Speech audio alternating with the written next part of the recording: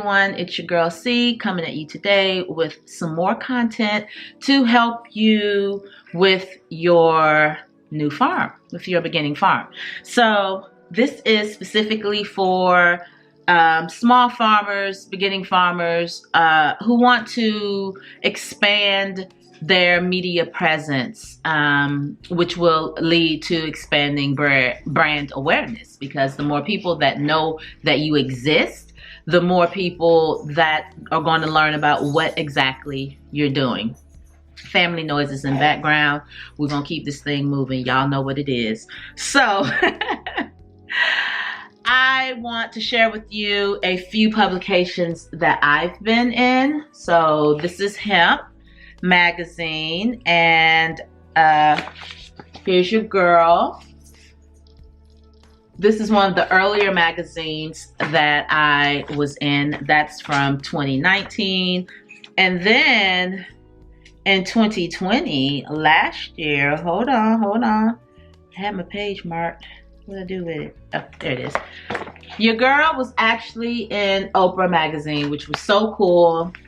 It was a piece on equity in cannabis, and being as hemp is one of the crops that I grow, there was interest in including me, because there are not a lot of women, Black women, who are actually growing hemp singularly.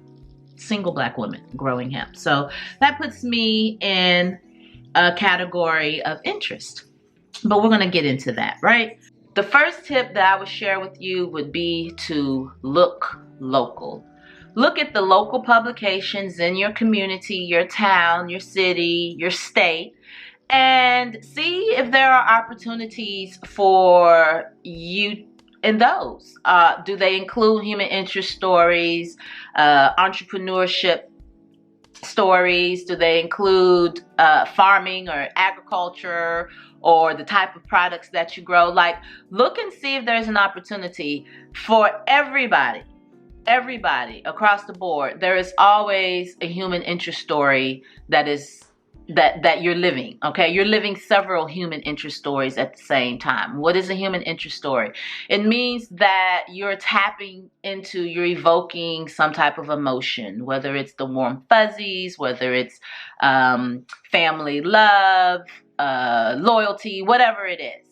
You have a human interest story that will be interesting to readers. So think about the human interest stories that you have, whether you had a career doing something else, and then you decided to become a farmer, and your family used to farm, so that would be considered, returning to farming in a sense. Or maybe you're the first of your family to farm. Maybe you are introducing a new crop, a new commodity to your community. Maybe they used to grow, be famous for purple sweet potatoes, and then people stop growing them, and all of a sudden you're bringing them back.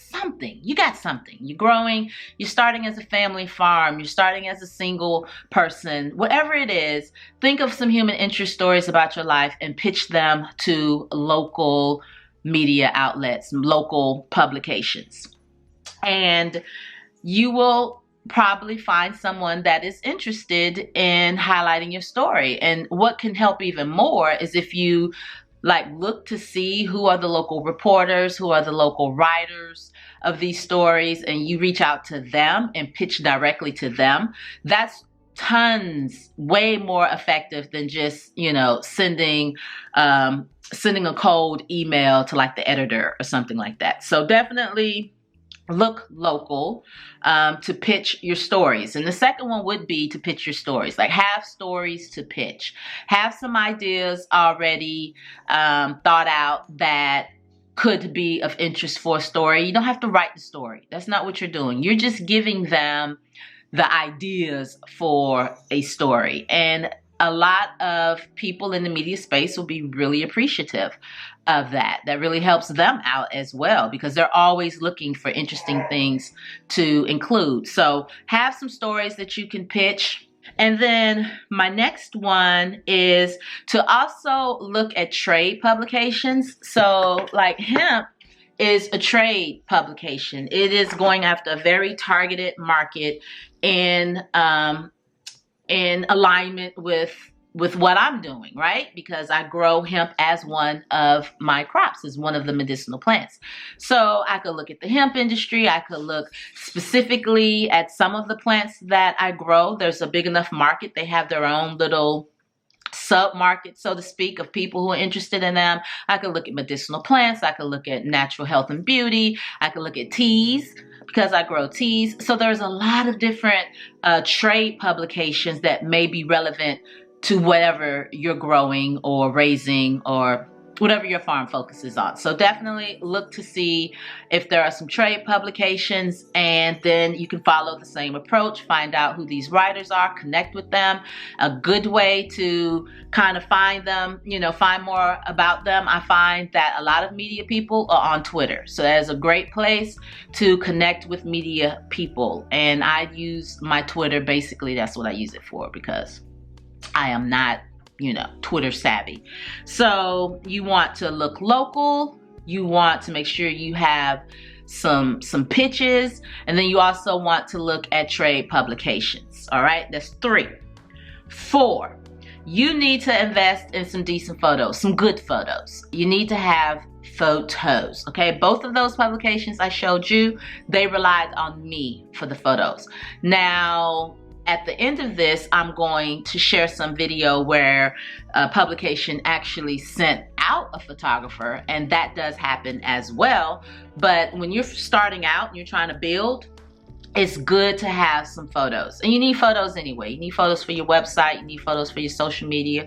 You can recycle photos. Try to keep a few tucked away if you know you're going to really be more assertive with, you know, finding out some media opportunities.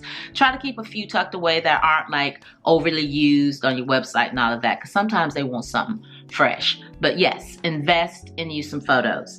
Next, that's 4, right? Yeah, that's 4. So 5, my last tip. My last tip for you is to be authentic and strategic, okay? It's really 5 and 6, but you know, we're gonna put them all together. Be authentic. Be who you are. Don't present some type of facade to the media that you're not going to keep up. I mean, if you go out there and you know, if you decide to go the fake news route, then you need to commit to it 110%. And I mean, I don't recommend that. I know it works for some people. I recommend giving the world, give the people what they want, and they want you. They want the authentic, true you. So don't try to conform to fit something that you're not in order to get some media attention. Be your authentic self. You are awesome enough. You are enough, okay? Be your authentic self. And then with the strategic piece, don't just go out there and be contacting everybody. You know, there are some people who are like, any press is good press. I personally don't think that. I think that you should be strategic in who you partner with, which media outlets you choose to use.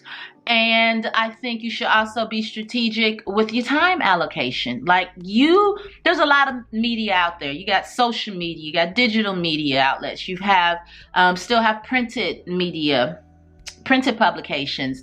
And if you're out there just like throwing spaghetti up against the wall to see what sticks, that's going to take a lot of time. So be strategic in who you are actually wanting to pair your brand with. If it's somebody who wants you to do a podcast that has nothing to do with what you got going on, or their brand doesn't align with who you are, then don't do that. Don't do that podcast.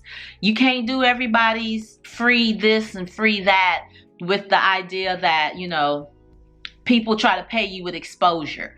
Be strategic. Sometimes there's a reason that makes sense for you to want to do something, but don't just give your time away like that, because for the most part, when it comes to media, these are not paid these are not paid situations where a newspaper is going to pay you to be in it. I mean, that runs into some ethical issues as well.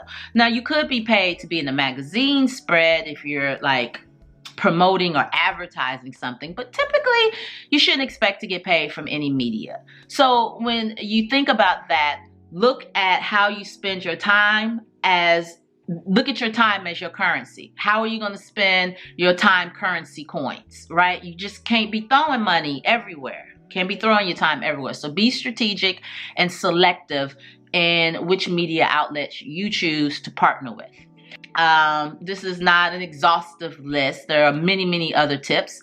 If you are interested in learning from me directly, I have information down below. My So Green Society is the best way to do that. Those are my 5 tips. I hope you find them helpful. If you do, definitely subscribe, like, share.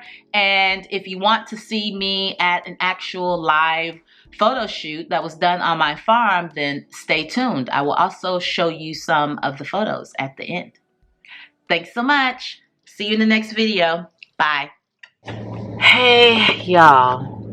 I am at the farm. It is cold.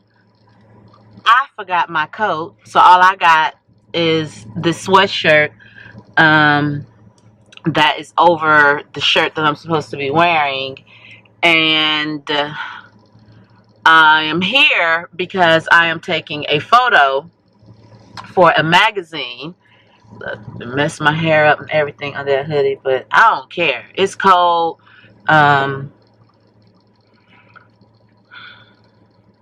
Alright, it is what it is.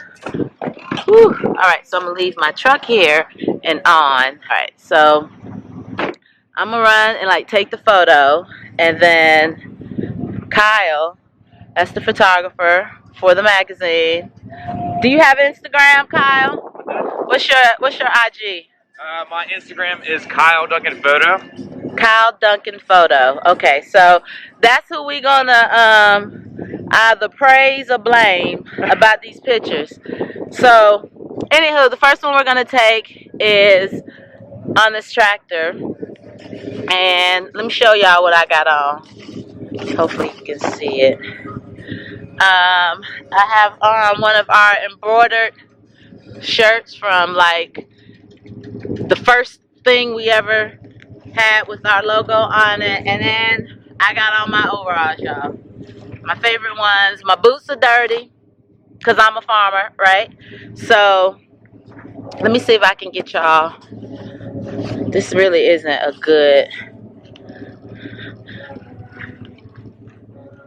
angle for y'all. And my truck is on, so it's loud. So I'm gonna go. Bring your left side up just a little bit. Take a just left step up. There you go. Hold on. Can I go thaw? Let me thaw just a minute. Oh yeah, take your time. Okay. I just need to thaw. Woohoo!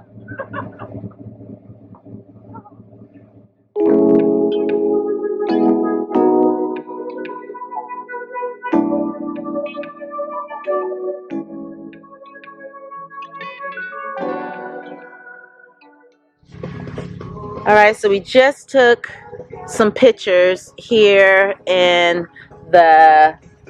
Okay, I'm just going to do a little sneak peek, but y'all can't see this until... Oh, you can't see it. Oh, it's not showing. Oh, it is. But you're not going to be able to see it till after the cover comes out. This will probably not be the cover, but I just want y'all to see that heat coming through.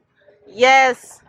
But we're actually about to leave now. I just...